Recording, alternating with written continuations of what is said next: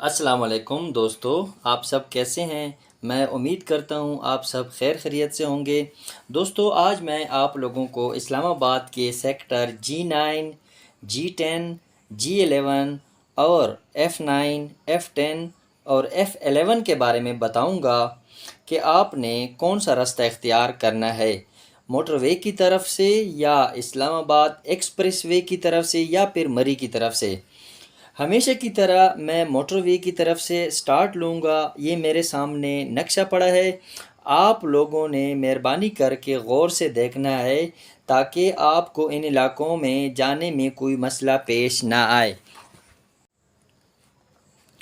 تو دوستو، یہ جو لیفٹ سائیڈ پہ آپ لوگوں کو روڈ نظر آ رہا ہے، یہ موٹر وے ہے۔ موٹر وے پہ چاہے آپ پشاور کی طرف سے آؤ یا پھر لاہور کی طرف سے آؤ، نیچے اترتے اسی سری نگر ہائی وے پہ ہیں۔ سری نگر ہائی وے پہ آپ جیسے اتریں گے، 8 کلومیٹر کے فاصلے پہ ایک برج آئے گا، اس برج کو آپ نے نیچے سے کراس کر لینا ہے۔ یہ برج 26 نمبر کا برج ہے، یعنی کہ پشاور روڈ کا برج ہے۔ اس کو آپ کراس کریں گے تو آگے آپ تقریباً 6 سے 7 کلومیٹر کا فاصلہ طے کرنے کے بعد ایک لیفٹ ٹرن آئے گا۔ وہ لیفٹ ٹرن جو ہے G11 کا ہے۔ یہاں پہ پہلے سگنل ہوا کرتا تھا۔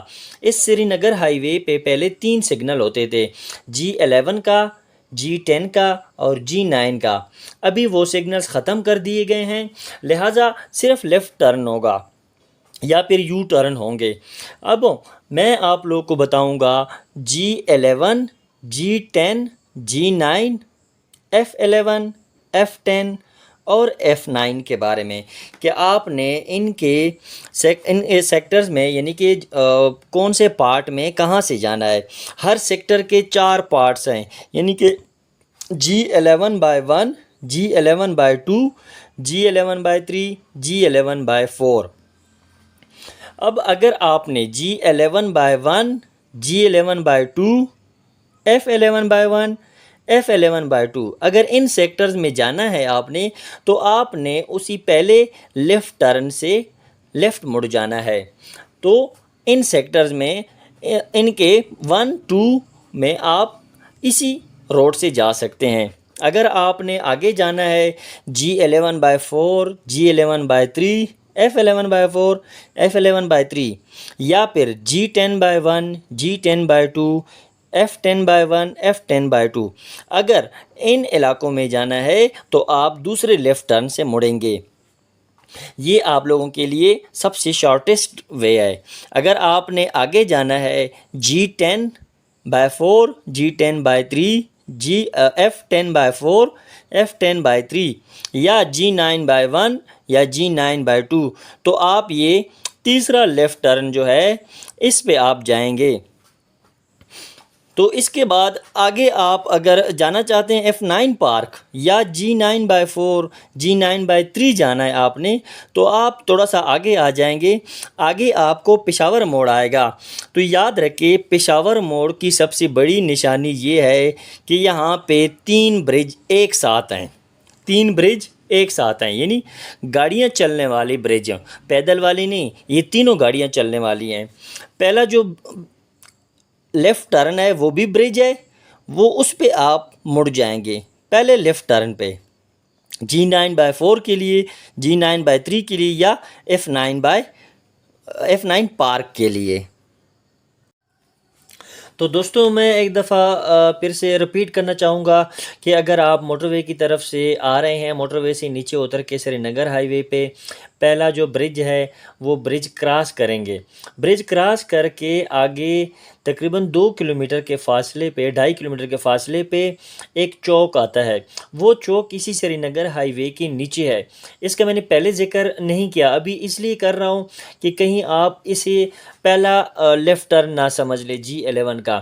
لہٰذا یہ جو پہلا لیفٹ ٹرن ہوگا یہ G12 اور G13 کا ہوگا۔